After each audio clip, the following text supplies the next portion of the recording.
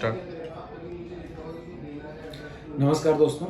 और आज एक नया टॉपिक लेके हम लोग आए हैं जो कि है फाइबर पे। बेसिकली ऑप्टिकल फाइबर जो आप सब लोग यूज़ करते हो, ठीक है ना। अब हम सब लोग तो यूज़ करते ही हैं, तो क्वेश्चन ये है, पहले क्वेश्चन से इसको समझते हैं कि मैं बिजनेसमैन हूँ और मैं एक केबल ऑपरेटर हूँ या मैं एक फाइबर पे काम करने वाला आईएसपी हूँ।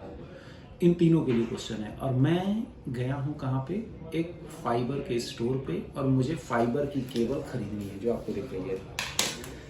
अब आप खरीदने के लिए 2 पेयर का भी खरीद सकते हो, सिंगल कोर का भी खरीद सकते हो, 4 कोर का भी खरीद सकते हो, 12 कोर का भी खरीद सकते हो, 24 का खरीद सकते हो, 48 का खरीद सकते हो, 96 का खरीद सकते हो। अब आप जो भी फाइबर आपको खरीदना है, तो क्वेश्चन ये है कि मैं कौन सा फाइबर खरीदूँ, उस फाइबर को कैसे पहचानूं कि ये फाइबर मेरे लिए सही है। जैसे एक इलेक्ट्रीशियन बता देता है कि आपके घर में वायरिंग के लिए ये कोर का या इतने एमएम कॉपर का फाइबर लेके आइएगा जिससे कि हमें वायरिंग करने में सही होगा, या एसी के लिए ये फाइबर चाहिए, झूमर लगाने के लिए ये फाइबर केबल चाहिए। तो जैसे इलेक्ट्रीशियन केबल के लिए बता देता है, वैसे ही अगर आप एक आईएसपी हो काम करने वाले, तो आपको क्या ये पता है कि मैं फाइबर की दुकान पे बैठा हूँ और मैं कौन सा फाइबर खरीदूँ। और अगर मैं एक इंजीनियर हूँ और मैं ऑफिस में हूँ या मैं काम पे गया हूँ और मेरे पास फाइबर रखा हुआ है, तो क्या मुझे आइडिया है कि जो मैं फाइबर खरीद रखा हुआ है वो फाइबर की क्वालिटी अच्छी है या नहीं है। तो फाइबर की क्वालिटी देखते समय जब आप शॉप पे जा रहे हैं तो आप तो ये देख ही लेते होंगे कि इसकी स्ट्रेंथ कितनी है, इसमें जेल है कि नहीं है, ये सारी चीज़ें आप मेंशन करते हो। लेकिन सबसे मेन है यहाँ पे कोड। जैसे मैंने अपने फाइबर के लिए ले आया है सैंपल, जरा आप कैमरे को आगे करो दोस्त, दिखाओ ये वाला चीज़ कि यहाँ पे कोड लिखा हुआ है, फाइबर की सारी चीज़ें मेंशन है। तो इस पे लिखा हुआ है G652D, दिख रहा है आपको, G652D फाइबर पे। ये चीज़ें आपको देखनी है। ये क्या है, ITU का सीरीज़ है, ठीक है ना। ITU की सीरीज़ में ITU ने G सीरीज़ में G650 से G659 तक का जो सीरीज़ है वो सिंगल मोड के ऑप्टिकल फाइबर को दिया है। अब G650 भी ले सकते हैं, G651 भी ले सकते हैं, G652 भी ले सकते हैं, G653 भी ले सकते हैं, 54, 55, 56, 57, 58, 59, ऐसे टोटल 10 फाइबर है जो आप खरीद सकते हैं। इनमें से आप कोई भी फाइबर ले सकते हो, सारे फाइबर की क्वालिटी अच्छी होती है। अब इससे क्या डिसाइड हो जाता है कि जैसे ही इस फाइबर को आप लेते हो तो इनमें डिफरेंस क्या है। G650 और G651 या G652 में डिफरेंस है क्वालिटी ऑफ क्लैड का।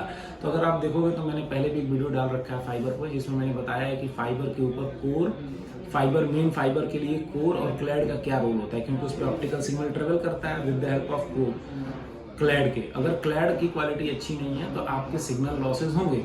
और अगर ये कोड मेंशन है उस पर, तो आप ये समझ लीजिए कि आपके फाइबर के कोर के ऊपर जो क्लैड लगा हुआ है उसकी क्वालिटी और बेटर है। बेटर इन द सेंस ये है कि पहले कोर है, कोर आपको पता है कांच होता है, उस कांच के ऊपर भी अगर ये कोड मेंशन है तो दैट्स मीन कि उसके ऊपर एक सिलिका का पहले पॉलिश होगा, फिर उसे क्लैड बोलते हैं। पहले कोर है, कोर के ऊपर एक सिलिका का पॉलिश होगा जिसको हम लोग बोलते हैं क्लैड, और उसके बाद ये कलर कोड वाला क्लैड होता है।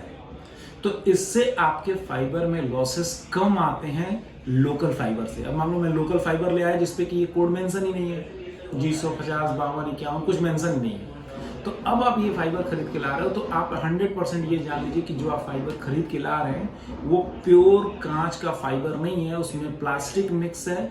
वो लॉस जनरेट करेगा, कभी दिन में पावर बढ़ जाएगा, रात में पावर घट जाएगा, कभी रात में पावर बढ़ जाएगा, दिन में पावर घट जाएगा, इस तरह की प्रॉब्लम आती है।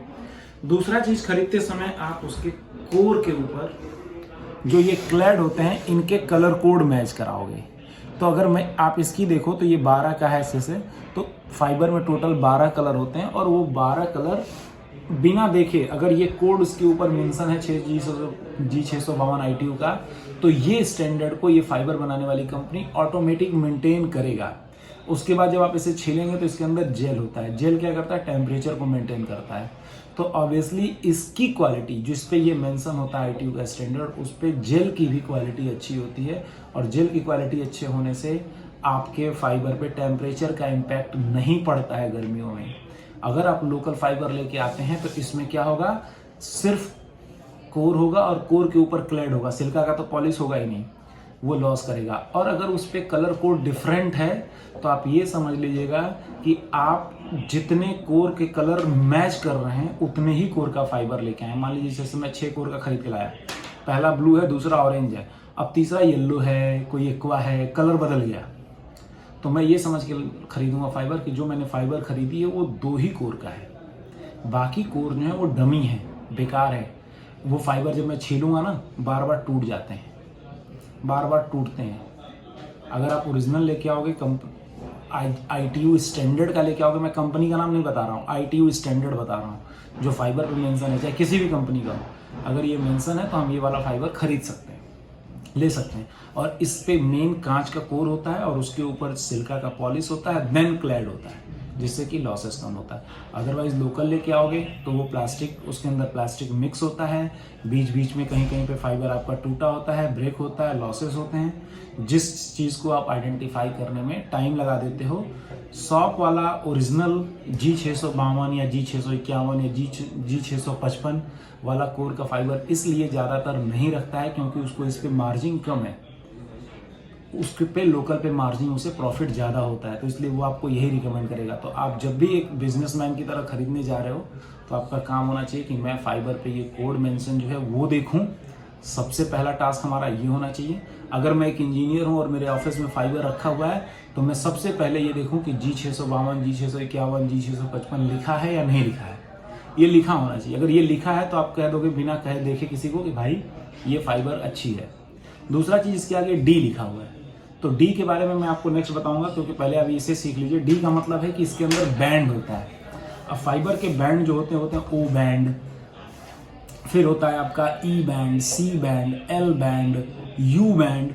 तो एल बैंड का जो हम लोग लेते हैं वो लॉन्ग होता है, लॉन्ग डिस्टेंस के लिए होता है। यू का मतलब होता है अल्ट्रा लॉन्ग, ठीक है। और डी और सी जो होता है वो एक स्टैंडर्ड होता है जो मीडियम होता है, जिसको हम एक स्टैंडर्ड बोलते हैं। ना बहुत लॉन्ग, मतलब ऐसा नहीं कि 100 किलोमीटर फाइबर डालना है, हमें तो भाई 10 किलोमीटर डालना है, तो उसके अंदर सी और डी मैच करता है और वो हमारे 1400 से 1500 की फ्रीक्वेंसी पे काम करता है। वेवलेंथ वो फाइबर अच्छे से रन कर जाता है, इसलिए G652 के आगे डी लिखा हुआ है। अगर आप देखोगे तो मैं फिर से आपको दिखा दूँ, यहाँ पे डी लिखा होगा, G652D। तो इस डी का मतलब यही है कि ये एक स्टैंडर्ड लेंथ को मेंटेन करता है, जिस पे वेवलेंथ प्रॉपर होगा जो हमें नेट चलाने के लिए चाहिए, और लॉसेस भी ये कम करता है। तो बैंड एक अपने में चैप्टर है, तो मैं बैंड पे अलग टॉपिक पढ़ाऊंगा, बट आपको अभी डी का मतलब ये समझ आना है कि ये एक स्टैंडर्ड डिस्टेंस के लिए है। अगर LU लिखा होता तो ये लॉन्ग डिस्टेंस के लिए है या अल्ट्रा लॉन्ग डिस्टेंस के लिए यू लिखा होगा। तो सी बैंड का बहुत कम यूज होता है और ओ बैंड का भी कम यूज होता है, ये सब छोटे डिस्टेंस के लिए है। तो हमें बेसिकली डी मेंशन, सी मेंशन मिल रहा है तो ले लेना चाहिए। और G652, G651, G652 का फाइबर। तो ये था फाइबर खरीदते समय और फाइबर को समझने के लिए एक छोटा सा इनपुट। बाकी आप लोग जुड़ते रहिए टेलीग्राम और ट्विटर पे, उस पर हम स्पेस क्रिएट करेंगे और आपके क्वेरीज जो होंगे वो हम उस पर आंसर करेंगे। अगर हम लोग एक साथ जुड़ते हैं तो उसका एक टाइमिंग में शेयर करूँगा आप लोगों को। तब तक के लिए नमस्कार, थैंक यू।